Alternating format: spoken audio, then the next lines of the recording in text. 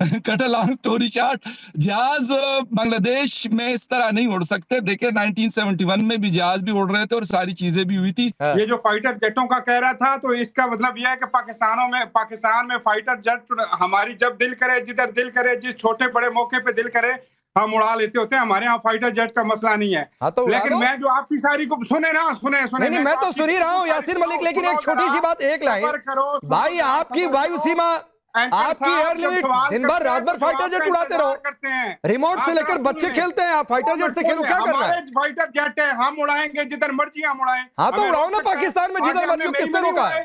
कैसे उड़ाए थे याद नहीं है? मई में कैसे उड़े और किधर किधर उड़े और किधर किधर गए? अभी जरा सुनो, आज बांग्लादेश पे बुलाया हुआ तो सुनो।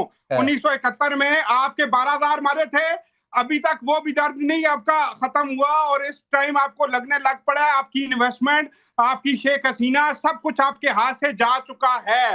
अब आप जिस आसिम मुनीर को कोस रहे हो, उसको कोसने की मेन वजह यह है कि बांग्लादेश अब रॉ और हिंदुस्तान के हाथों से फिसलता हुआ कहीं और जा चुका है। वो इस्लामाबाद के पास आएगा या इस्लामाबाद की पॉलिसीज के पास आएगा, ये बात की बात है। जहां तक वापसी की बात है, जिला वतनी की उस शख्स की बात है जिसका आप आज मेन टॉपिक लेके जा रहे हैं, तो जब भी उस जिला वतन को वापस अपने मुल्क बुलाया जाता है तो वो पावर शेयरिंग करके आता है। इसका मतलब ये है कि वो अब अगला प्रधानमंत्री है वहां का।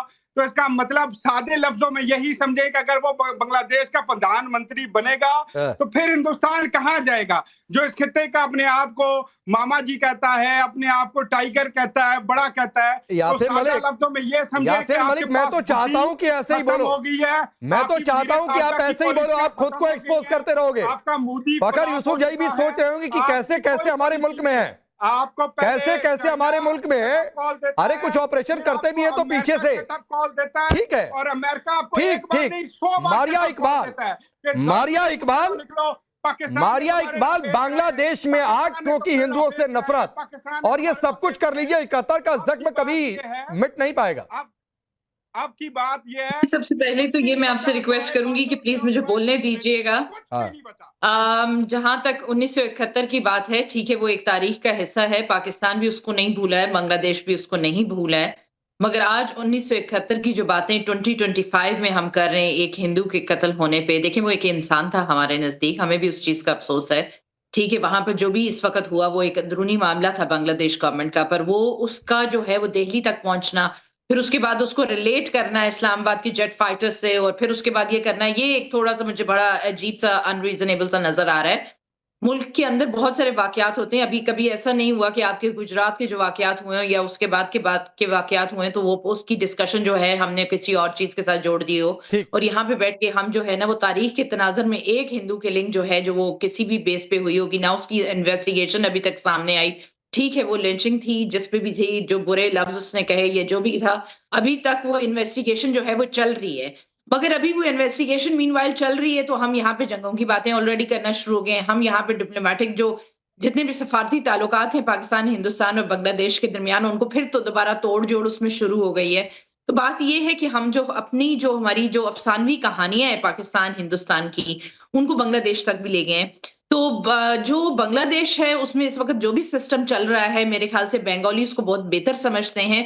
बंगालीज एक बड़ी रेजिलिएंट नेशन है, उनको पता है कि उनको क्या करना है, उनको अपनी लीडरशिप को कब रिजेक्ट करना है। ये आपने माजी के पिछले 1 साल में 2 साल में देख लिया, जबकि इतने मेजर रोड्स हुए वहां पर और इतने जो प्रोटेस्ट हुए। तो मेरा ख्याल है कि ये इस वक्त के जो डिसीजन है, बजाय ये कि हम हिंदुस्तान के चैनल पर बैठकर बांग्लादेश के खिलाफ या उनके लोगों के खिलाफ या लीडरशिप के खिलाफ लें और उनके सफारती जो ताल्लुकात हैं हम अपनी या किसी और से जोड़ने की ये कोशिश फाइटर करें। जेट्स की बात हमने नहीं की, आप ही की सो कॉल्ड आर्मी के एक मेजर ने की यहाँ पर बैठकर की फाइटर जेट उड़ाएंगे। मैं नहीं फाइटर जेट पर गया था, वो यहाँ पर बैठकर कह रहे हैं और कह रहे हैं कि, और यासिर मलिक कह रहे थे कि वो 71 वाली चीजें हम सुधार लेंगे। पाकिस्तान की जो डिसीजन मेकिंग और बाकी जो चीजें हैं जो भी इस वक्त अंदर चल रहा है पाकिस्तान की, वो यहाँ पर हम बैठ के करें। इस्लामाबाद में जेट फाइटर जेट क्या चल के पूरा हिंदुस्तान क्यों डर गया? पूरा मई में मारा, फिर मार पड़ेगी। 25 में खा चुके हो, 26 में फिर ना खा लेना। तो मेरे ख्याल है कि जो अभी हम ना जंगों से निकल के यासिर मलिक सुनो भाई, एक आप ही के नाम का यहाँ पर भी था, एक आप ही के नाम का यहाँ पर भी था कश्मीर में, कई सालों से सूरज नहीं देख पाया है, आई बात समझ में? एक आप ही के नाम का था, लेकिन उजमा करदर में फिर आता हूं उस बात पर, आप ही के नाम का था यासीन मलिक, आप ही के नाम का था। कई सालों से सूरज नहीं देख पाया, जिसके कुछ रिश्तेदार आपके पाकिस्तान में बैठे हुए हैं, जाकर पूछ लो उनसे। उजमा करदर रुक जाइए थोड़ा सा, उजमा करदर को बोलने दीजिए, उनकी बारी है। बात सर ये है, हाँ उजमा करदर जो भारत है ना, हाँ। वो एक चीज में मास्टर है। अच्छा। और वो है पूरे खित्ते में साजिशें करनी। अच्छा। हर जो मुल्क है इस खित्ते में, वो उसके अंदर घुस के जाके और उनके अंदरूनी मामलात में दखलंदाजी करना, टांग अड़ाना और अपनी चौधराहट दिखाना, वो आतंकवादियों को घुस के मारता है। इनका एक खासा बन गया है भारत का। अब इनको ये नहीं पता कि हर मुल्क जो है उसमें जो अवाम है, अगर आप उसमें जुल्म करेंगे और आप दुनिया जहान की वहां पे साजिशें की, आपने मुफ्ती भानी के साथ मिलके अपनी 2.5 लाख फौज वहां पे भेजी और आपने हमारा जो एक बाजू था वो हमसे अलहदा कर दिया। अब वहां पे जो आपने जुल्म करने शुरू किए शेख हसीना के साथ मिलके, आप दोनों का गठजोड़ था, आप लोगों को रिजेक्ट कर दिया है बांग्लादेश के अवाम ने। बांग्लादेश के अवाम ने अपना वर्डिक्ट पूरी दुनिया को बता दिया है कि हमें इंडिया की जरूरत नहीं और ना ही हमें इंडिया की किसी प्रॉक्सी हुक्मरान की जरूरत है। तो अब आप फारिग हो गए, आपकी छुट्टी हो गई है, आपको हमारे जेट फाइटर से इतना डर है, खौफ है, ये तो समझ आती है, क्योंकि हमने आपके राफेल जो है उनका मलियामेट कर दिया।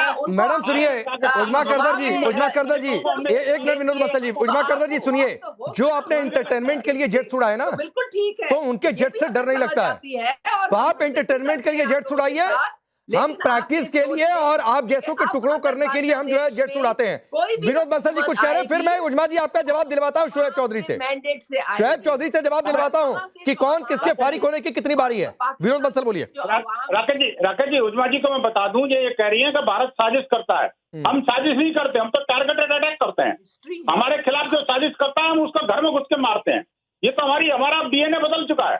पहले हमने बहुत साजिशें झेली, हमने बहुत कुछ आपका उत्पाद झेला, पाकिस्तान के अंदर भी और भारत के अंदर भी, लेकिन अब भारत वो नहीं बचा, न सीमा पर छोड़ेंगे न सीमा के पार छोड़ेंगे। ठीक, हम आपको सीमा के अंदर भी समाप्त कर नहीं, लेकिन विनोद बंसल एक बात है कि पहले मुनीर ने अपने यहाँ पाकिस्तान में हिंदुओं की संख्या घट गई, आप देखिए आज की डेट में क्या स्थिति है।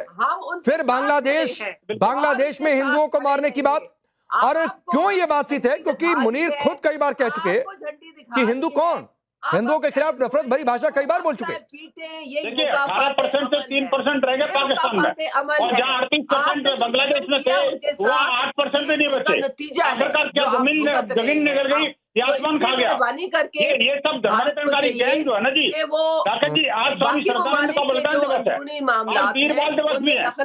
उन्होंने अपनी शहादत जो है ना, अपना बलिदान जो है, धर्म की रक्षा के लिए किया। आप देखिए कि हमारा संकल्प है